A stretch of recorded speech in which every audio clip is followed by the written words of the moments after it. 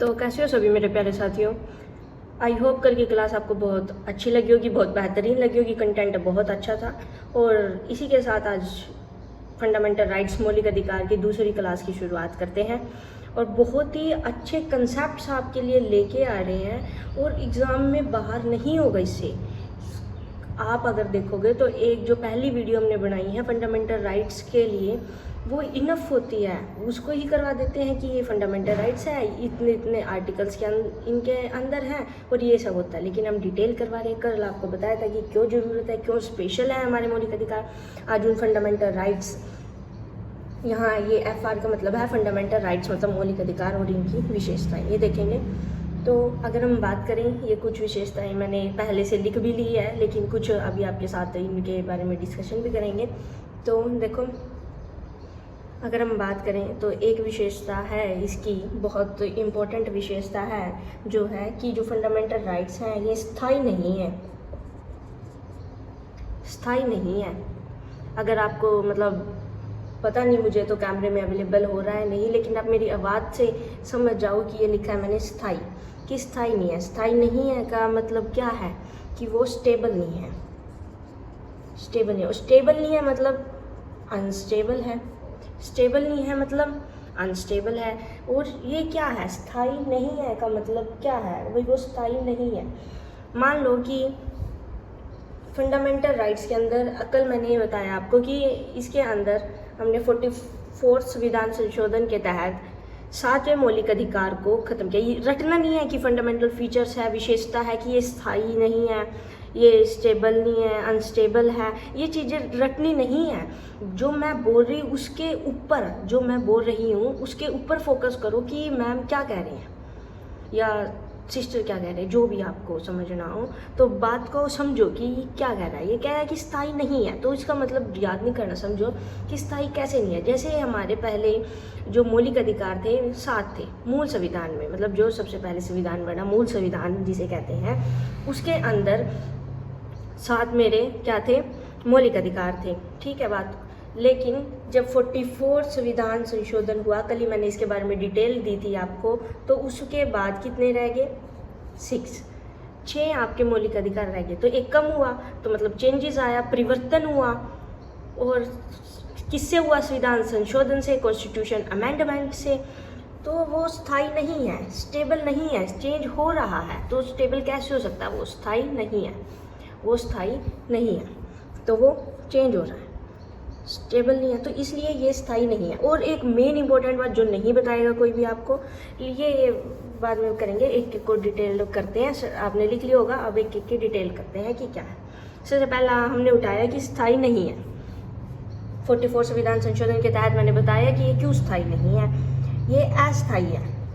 अगर स्थायी नहीं है तो ये क्या है, अस्थायी। अस्थायी मतलब अनस्टेबल। क्या है, अनस्टेबल। अब देखो कि इसके अंदर आपको पता होगा कि अगर मौलिक अधिकारों को ख़त्म नहीं किया जा सकता, बात को ध्यान से समझो, जो अब बोलने जा रही हूँ वो बहुत इंपॉर्टेंट है, सच में बहुत इंपॉर्टेंट है। वो उन मौलिक अधिकारों को ख़त्म नहीं किया जा सकता, लेकिन वर्ड आया लेकिन उन पर क्या किया जा सकता है, मौलिक अधिकारों का निलंबन किया जा सकता है। निलंबन, वर्ड आया निलंबन, और पॉलिटी का वर्ड है निलंबन। लेकिन हिंदी मीडियम के स्टूडेंट्स जब वहाँ दिखते हैं समझ नहीं आता, लेकिन चलो फिर भी इंग्लिश में भी हम इसको बता देते हैं। इसको कहते हैं सस्पेंशन। सस्पेंशन, निलंबन क्या होता है, सस्पेंशन। मौलिक अधिकारों को कुछ समय के लिए सस्पेंड किया जा सकता है। मौलिक अधिकारों को ख़त्म नहीं किया जा सकता, उनका निलंबन किया जा सकता है, कुछ समय के लिए उनको सस्पेंड किया जा सकता है। लेकिन जो ये निलंबन है, यह प्रक्रिया स्थायी है या अस्थायी, नहीं कोई बता पाएगा जब तक मैं इसका कंसेप्ट ना बताऊं। तो जो ये प्रक्रिया है ये भी कैसी है, अस्थायी प्रक्रिया है। अस्थायी मतलब अनस्टेबल, स्टेबल नहीं है, अनस्टेबल है। ये निलंबन की प्रक्रिया है, जो ये भी क्या है, सस्पेंशन प्रोसेस, ये भी अस्थायी है कि कुछ समय के लिए मौलिक अधिकारों को सस्पेंड किया जा सकता है। कोई आपातकाल की स्थिति हो तब किया जा सकता है, वो हम आगे डिस्कस करेंगे। लेकिन वो जब आपातकाल की राष्ट्रीय आपात लगता है, वो जब हट जाता है तो ये भी क्या हो जाते हैं, ये दोबारा से हमारे जो मौलिक अधिकार के रूप में आ जाते हैं। इनके ऊपर से सस्पेंशन हट जाता है, ये सस्पेंड नहीं रहते, निलंबन। और ये प्रोसेस है अस्थायी है, क्योंकि लग गया फिर वो सस्पेंशन निलंबन हो गया मौलिक अधिकार, वो हट भी गया तो वो स्थायी कहाँ रह गया, वो चेंज तो हुआ है उसके अंदर, तो वो क्या हुआ, वो अस्थायी हुआ। तो ये बहुत इंपॉर्टेंट था इसका एक फीचर। चलो नेक्स्ट फीचर की बात करते हैं। इसी के टाइम लगता है हर एक के उसको डिटेल्ड करवाने में। ऐसे मैं बोल दूं कि फंडामेंटल राइट की विशेषता है और ये वो है स्थिर है, अस्थायी है, स्थायी है, नहीं है, क्या है, कुछ भी मतलब तो सही नहीं रहने का। तो अभी देखो कि सेकंड फंडामेंटल राइट्स का फीचर क्या है, अत्यांतिक व निरपेक्ष नहीं है। अगर इंग्लिश में इसका वर्ड देखें तो इंग्लिश के लिए एक ही वर्ड यूज होता है कि एब्सोल्यूट, लेकिन हिंदी में अत्यांतिक भी व निरपेक्ष नहीं है। क्या है इसका मतलब कि वो अगर मैं इजी लैंग्वेज में समझाऊं तो अनलिमिटेड नहीं है, इसके ऊपर लिमिटेड है, लिमिटेशंस है, सीमा है, सीमा बंद है, सीमा। तो ये है अत्यांतिक व निरपेक्ष नहीं है। ये इसकी एक सेकंड मोस्ट इंपॉर्टेंट फीचर्स विशेषता है फंडामेंटल राइट की, मौलिक अधिकार की।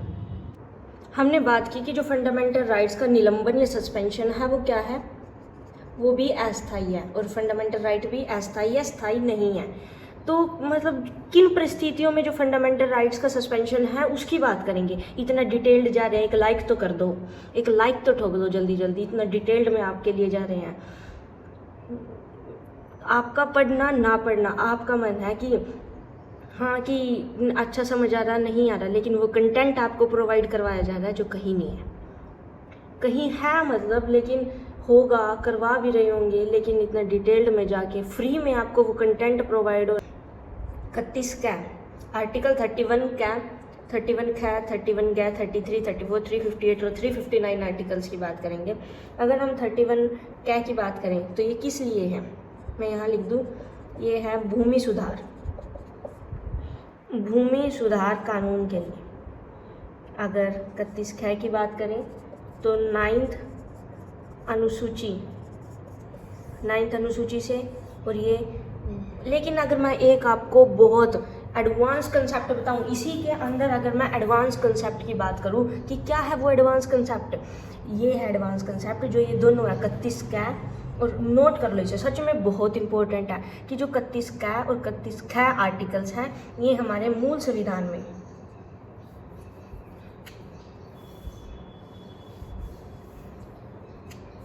ये दोनों हमारे मूल संविधान क्या होता है, कईयों को नहीं पता होगा, कोई बात नहीं, हमने तो कहा है हम तो बेस से करवाएंगे, तो हमें ये मतलब नहीं किसको क्या पता है नहीं पता है।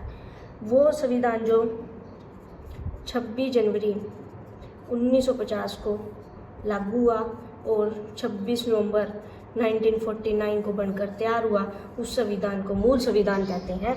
लेकिन ये जो दो थे ये हमारे इस मूल संविधान के अंदर नहीं थे, इनको फर्स्ट अमेंडमेंट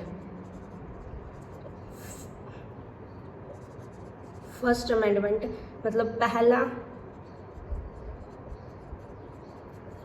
संविधान संशोधन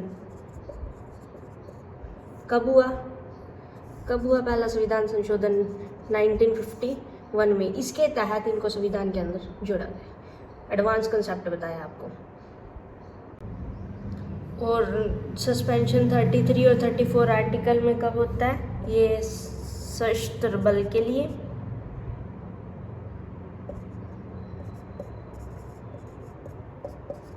और ये सेना का। आगे अगर हम बात करें कि 31 याद रखो इसे, तो ये भी हमारे मूल संविधान में नहीं था। अब तो पता चल गया होगा, मैं बोल रही कि मूल संविधान में नहीं था, तो क्या होता है मूल संविधान, ये इसके अंतर्गत नहीं था। इसको 25वां संविधान संशोधन, 25वां संविधान संशोधन के तहत जोड़ा गया, और वो कब हुआ था, 1971 में हुआ था। 24 पूछे वो भी एक, अब मेरी सलाह है कि एक अलग से नोटबुक ले लो पतली सी 20-30 रुपए वाली, और उसमें जैसे भी आर्टिकल्स आए या संविधान संशोधन आए, हर एक उसमें संविधान संशोधन से क्वेश्चन आता है, या चाहे वो कोई सा भी एग्जाम हो आपका, तो उसको एक अलग से नोट करते रहा करो कि हाँ 25 तो बताया था कब हुआ, इसमें हुआ 24 बताया, ये अब हुआ, तो क्या हुआ इसमें 31 गा को जोड़ा गया, मूल संविधान में नहीं था। क्यों 31 गा की हमें क्यों ज़रूरत पड़ी, इसको 39B और 39C को प्राप्त करने के लिए इसमें सस्पेंशन किया गया था और ये 25th और 24th संविधान संशोधन है जो 1971 में हुए थे। लेकिन ये वैसे बताया मैंने, लेकिन ये इसकी 31 जो गया है ये जोड़ा गया 25th से। बाकी आप लोगों को ये बता दिए, लेकिन जो 358 और 359 है मोस्ट इम्पोर्टेंट है, इनको अलग से डिस्कस करते हैं। आर्टिकल 358 और आर्टिकल 359 की अगर हम बात करें, आर्टिकल 358 के अंतर्गत जब देश में राष्ट्रीय आपात लगा हो, जब देश में राष्ट्रीय आपात लगा हो, तब जो आर्टिकल 19 स्वतंत्रता का अधिकार है स्वतः सस्पेंड हो जाता है। स्वतः सस्पेंड होने का मतलब है अपने आप। और ये किस आर्टिकल में है? आर्टिकल 358 के अंदर है ये चीज़। अगर हम आपको एक एग्जांपल दें, बहुत अच्छा एग्जांपल, आपके घर में जैसे आपको ये याद नहीं करना कि हाँ आर्टिकल 358 में क्या होता है, जो आप याद करेंगे कि देश में जब राष्ट्रीय आपात लगता है तो वो आर्टिकल 19 स्वतः सस्पेंड अपने आप हो जाता है। ये याद नहीं करना, रटना नहीं है। मेरी बात सुनो, एग्जाम्पल सुनो बहुत अच्छे से, और कभी नहीं सीख सकते जो याद करते हैं, दिमाग में फिट करनी है चीज़ें कि हाँ ये ऐसे क्यों हुआ, वाई। तो देखो एग्जांपल सुनो, जैसे आपके घर में लाइट चली जाती है, इन्वर्टर सबके घर में होंगे, लाइट चली जाती है, तो क्या इन्वर्टर को आपको ऑन करके आना पड़ता है कि अब लाइट चली गई और अब आपको लाइट चाहिए, तो आप इन्वर्टर को वो खुद ही ऑन हो जाता है, खुद ही आपको लाइट देता है, एनर्जी देता है, इलेक्ट्रिसिटी, कि आपको उसको चलाने की जरूरत। ऐसे ही तो आर्टिकल 19 काम करता है, वो खुद ही सस्पेंड हो जाता है। ऐसे ही आपका मोस्ट इंपॉर्टेंट आर्टिकल 359 की बात करें तो बहुत इंपॉर्टेंट है। इसमें क्या होता है कि जब भारत का राष्ट्रपति, जैसे भारत देश के अंदर राष्ट्रीय आपात लग जाए तो भारत का राष्ट्रपति फंडामेंटल राइट्स को सस्पेंड कर सकता है। वो कहेंगे कि फंडामेंटल राइट्स को सस्पेंड। लेकिन एक मेन ट्विस्ट इसके अंदर बहुत इंपॉर्टेंट ट्विस्ट है, शायद आपने आज तक पढ़ा हो या ना पढ़ा हो, लेकिन फिर भी हम पढ़ाएंगे। आर्टिकल 20 और आर्टिकल 21 कभी भी सस्पेंड नहीं हो सकते, चाहे कभी भी। बस मेन बात है कि आर्टिकल 21 कभी भी सस्पेंड नहीं हो सकते। भारत का राष्ट्रपति फंडामेंटल सस्पेंड कर, जब ये नहीं हो सकते तो एक क्वेश्चन आपके पास आता है, अगर पूछा जाए कि क्या भारत का राष्ट्रपति सभी फंडामेंटल राइट्स को सस्पेंड कर सकता है, निलंबन कर सकता है, निलंबित, तो नहीं। तो आपका आंसर होना चाहिए नहीं, नो, क्योंकि आपको पता है, मैंने बताया अभी कि आर्टिकल 20 और 21 कभी भी सस्पेंड नहीं हो सकते। मोस्ट इंपॉर्टेंट लिख लो दोनों को, बहुत अच्छे हैं, और नोट्स बना लो, साथ साथ काम आएगा आपके, मेरे नहीं। और अगर आपके लिए एक और मेन बात बता दूं, एडवांस कॉन्सेप्ट बता दूं, तो आप कहेंगे कि हाँ है कॉन्सेप्ट, कुछ तो बात है कि इतनी अच्छी डिटेल जो आपके लिए प्रोवाइड करवाई जा रही है, तो कुछ तो बात है। तो आज जो आर्टिकल 358 के ऊपर ये एडवांस कॉन्सेप्ट को लेकर ये नहीं था, मूल संविधान में नहीं था, 44 संविधान संशोधन हुआ, उसके अंदर इसको जोड़ा गया। और ये कब लगता है? जब क्या हो, इमरजेंसी के समय लगता है। और इसमें क्या होता है, आर्टिकल 19 स्वतः सस्पेंड हो जाता है। इंपॉर्टेंट है ये कि कब आया ये 44 संविधान संशोधन, लिख लो, एक लिस्ट बना लो, मैंने जैसे कहा वैसे करो। अगले फीचर की तरफ बढ़ते हैं। अगली विशेषता है कि हमारा जो मौलिक अधिकार होते हैं, मौलिक अधिकार